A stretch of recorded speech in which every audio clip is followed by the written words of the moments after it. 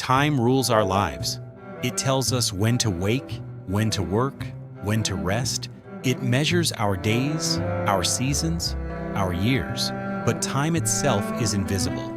To capture it, humanity needed invention, machines and markers that could turn the flow of moments into something we could see.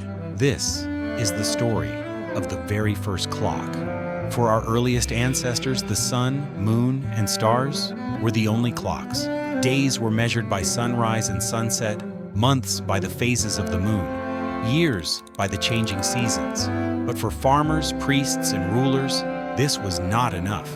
They needed precision to know when to plant, when to pray, when to rule.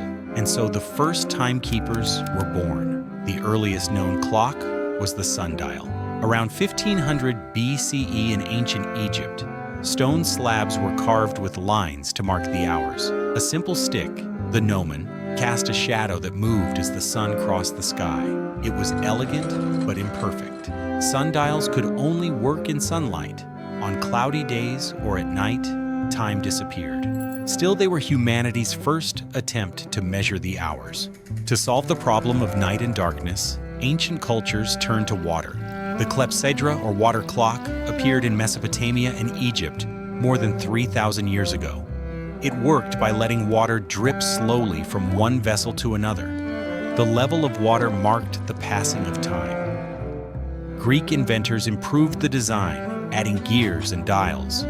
In China, massive water clocks, powered with wheels and flowing streams, became wonders of engineering. For centuries, water was the heartbeat of time. By the Middle Ages, timekeeping took a mechanical leap.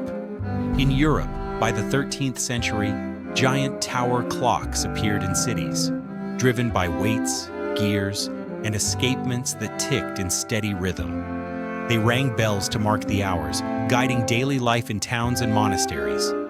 These were the first true mechanical clocks, and they made time a public presence, announcing itself with sound and order. In 1656, Dutch scientist Christian Huygens invented the pendulum clock. Using the steady swing of a pendulum, it achieved an accuracy never before seen, within seconds per day. For the first time, time could be measured not just roughly, but precisely. Pendulum clocks spread across Europe, adorning homes, palaces, and observatories. They allowed astronomers to chart the stars with exactitude and sailors to navigate the seas with greater confidence.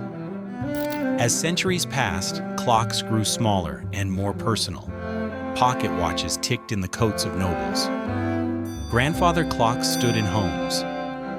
By the 20th century, electricity brought new precision. The quartz clock, invented in 1927, used vibrating quartz crystals to measure time with incredible accuracy. Then came digital clocks, glowing numbers replacing ticking hands. Today, the most accurate clocks are atomic. They measure the vibrations of atoms, so precise that they lose less than a second in millions of years. Atomic clocks set the rhythm of GPS satellites, international trade, and scientific discovery. They define time itself for the modern world. The very first clock was a shadow on stone, a drip of water, a ringing bell. Each invention brought us closer to mastering time, but also made us more bound to it. We built clocks to serve us, yet now we serve them, living by schedules, alarms, and deadlines. Still, they remind us of something profound, that even though time cannot be touched, it can be measured, divided, and shared. This was the story of the very first clock. From sundials to water clocks, from pendulums to atomic timekeepers, humanity has chased precision across the centuries. And like every beginning we uncover here at Enlightrix, it shows us that even the invisible can be captured if we dare to measure it. Join us again as we uncover another first, an invention, a spark, a story that shaped the life you live today. Because to understand where we are, we must first return to the very beginning.